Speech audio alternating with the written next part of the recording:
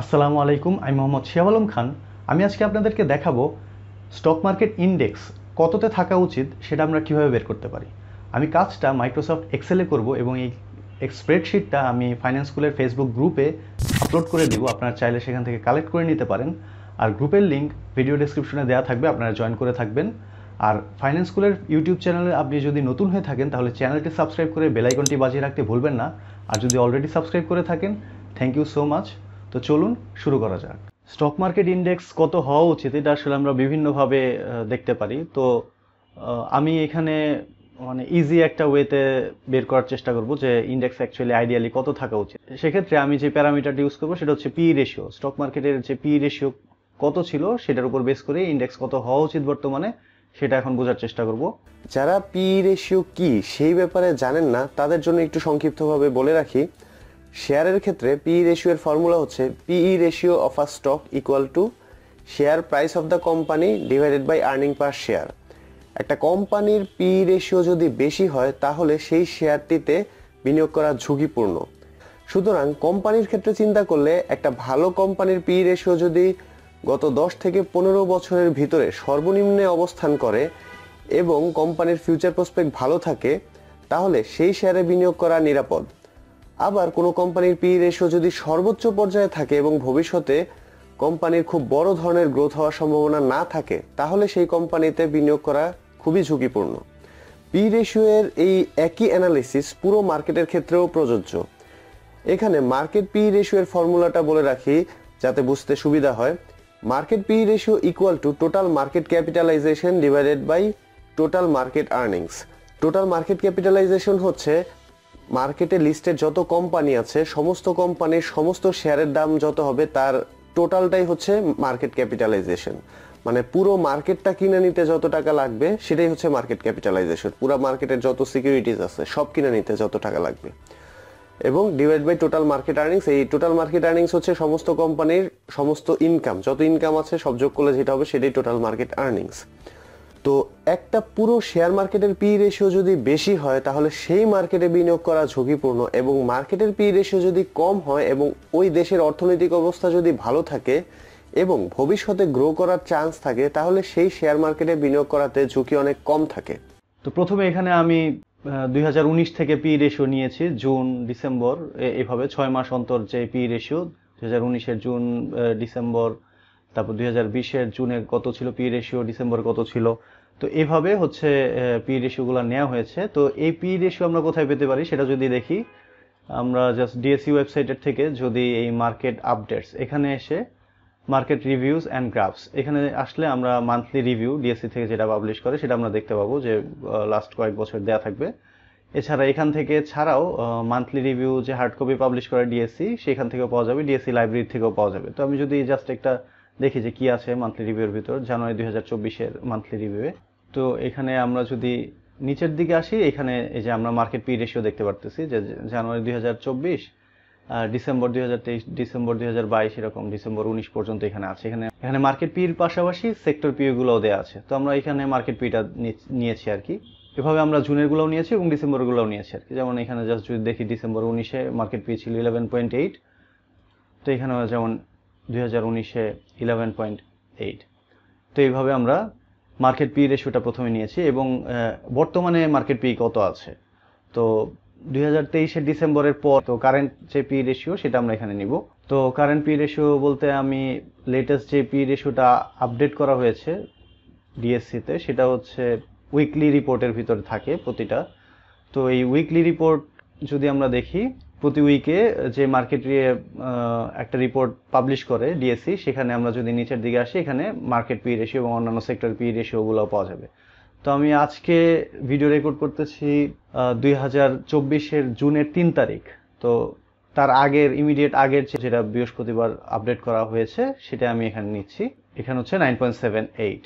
তো 9.78 এটা হচ্ছে লেটেস্ট যে market P ratio published DSC থেকে। তো এটার এই জাস্ট অ্যাভারেজটা যদি আমি নেই তাহলে আসতেছে 14 পি রেশিও। তো এই জিনিসটাই আমি চার্টে যদি নেই, চার্টে এরকম দেখাবে। সো এখানে দেখা যাচ্ছে যে কারেন্ট পি রেশিওটা যে গত 5 বছরের ভিতরে লোয়েস্ট এর ভিতরে আছে 9.8। আর এই এভারেজ যদি ধরি তাহলে এভারেজে 14 থাকা উচিত। সো 9.8 এর পি রেশিও সেটা 14 এ থাকা উচিত আর কি বর্তমানে, সেই হিসাবে মার্কেট আন্ডার ভ্যালুড। তো মার্কেট আন্ডার ভ্যালুড কিন্তু কত হওয়া উচিত সেটা একটা দেখার ব্যাপার। তো আর পি রেশিও এখানে কম, এখন কতটুকু আন্ডার ভ্যালুড, মানে অ্যাকচুয়ালি 14 পর্যন্তই যাওয়া উচিত কিনা, এটা কিন্তু একটা কোশ্চেনেবল ইস্যু। কারণ অনেক অনেক ইস্যুস ইনভলভ, যে মার্কেটের সাথে যে ইকোনমির কন্ডিশন সবকিছু এখানে দেখার ব্যাপার আছে। তো যাই হোক, এখন আমি আপাতত প্রথমে বের করব যে 14 পি রেশিও যদি মার্কেট হয় তাহলে কত হওয়া উচিত ইন্ডেক্স। তো ইন্ডেক্স, কারেন্ট ইন্ডেক্স যদি আমি নেই, কারেন্ট ইন্ডেক্স হচ্ছে ডিএসসির ওয়েবসাইটে 3 তারিখে এসে, 3 তারিখে এই যে 3 জুনের 3 2024-এ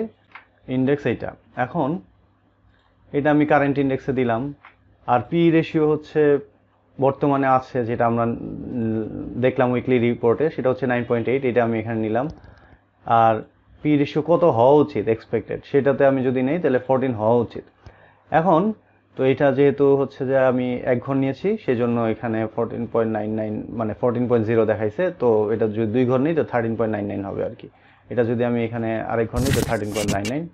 সো দুইটা কিন্তু অ্যাকচুয়ালি সেম। আচ্ছা, এখন এই ইন্ডেক্স কত হওয়া উচিত? ইন্ডেক্স যদি আমি মানে 9.78 পি রেশিওতে যদি ইন্ডেক্স এত হয়, তাহলে 14 মানে 13.99 পি রেশিওতে কত, মানে ঐকিক নিয়ম স্টাইলে যদি আমরা হিসাব করি, এইটা ভাগ এটা যদি দেই আর মাল্টিপ্লাই হচ্ছে এটা, তাহলে ইন্ডেক্স ইন জেনারেল 7489.42 থাকা উচিত।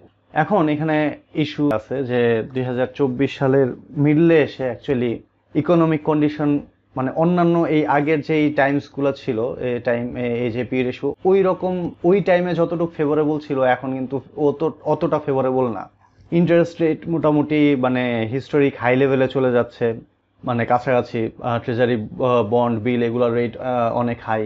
তারপরে কস্ট অফ ফান্ড, যেটা কোম্পানির এক্সপেন্স বাড়ায় দেওয়ার একটা ইস্যু আছে এখানে। তো সবকিছু মিলে ইকোনমিক কন্ডিশন যেহেতু ভালো না, এবং আমি সেই জন্য ধরে নিচ্ছি যে কোম্পানির আর্নিংস ফল করবে। হ্যাঁ, price two earnings ratio, P ratio, মানে আমি এখন কনজারভেটিভ ক্যালকুলেশনে যাব, প্রাইস টু আর্নিংস রেশিওর ভিতরে আর্নিংসটা ফল করবে এটা আমি ধরতেছি। সো আমি যদি 10% ফল করবে ধরি, তো সেখানে আমি মানে ইন্ডেক্সও আমি ওইভাবে 10% কমবে সেটা আমি ধরবো। তো -10% যদি আমি দেই।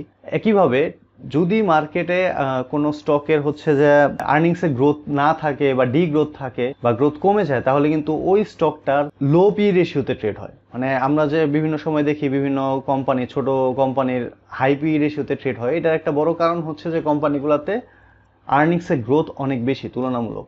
তো যাদের আর্নিংসে গ্রোথ বেশি থাকে তাদের পি রেশিওটাও কিছু বেশি থাকবে, এটাই স্বাভাবিক। আবার ভাইস ভার্সা, যদি আর্নিংসে ডি গ্রোথ থাকে বা গ্রোথ কমতে থাকে, তখন সেই কোম্পানিটা লোয়ার পি রেশিওতে ট্রেড হবে। তো আমি যেহেতু আর্নিংসের গ্রোথ কমায় ধরতেছি, তো সেই হিসাবে এখানে ইন্ডেক্সটা কম পি রেশিওতে ট্রেড হবে এটা আমি ধরে নিচ্ছি। তো সেখানেও আমি ধরলাম যে আরো 10%, মানে যা হওয়া উচিত তার থেকে আমি কম ধরবো। তো এখানে সাম দেওয়া আছে 3টা যোগ দেওয়া আছে, তো এখানে অটোমেটিক ক্যালকুলেশন নিচ্ছে। আদার ফ্যাক্টরস আমি আরো 5% কম ধরবো, যে আরো 5% কম হওয়া উচিত। আইডিয়াল সিচুয়েশন যদি ইকোনমিক কন্ডিশন আগের মতন ওকে লেভেলে থাকে, রিজার্ভ বাড়তেছে বা কস্ট মানি চিপ, তুলনামূলক ইন্টারেস্ট রেট লো, ওই টাইমের সিচুয়েশন থাকলে হয়তো 14 পর্যন্ত আমি এক্সপেক্ট করতাম। কিন্তু 14 পর্যন্ত, এই 7500 অ্যারাউন্ড এই লেভেল পর্যন্ত আমি এক্সপেক্ট করবো না, যেহেতু ইকোনমিক কন্ডিশন এখন কিছুটা খারাপ।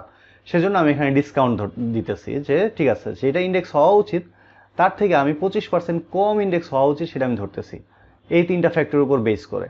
একটা হচ্ছে আর্নিংস কম হবে ইনকামিং ডেজ মোস্ট কোম্পানির, আরেকটা হচ্ছে আর্নিংস কম হলে পি রেশিও কম হবে, সেজন্য আমি 10% কম ধরতেছি, আর আদার ফ্যাক্টরস 5% কম দিতেছি আর কি।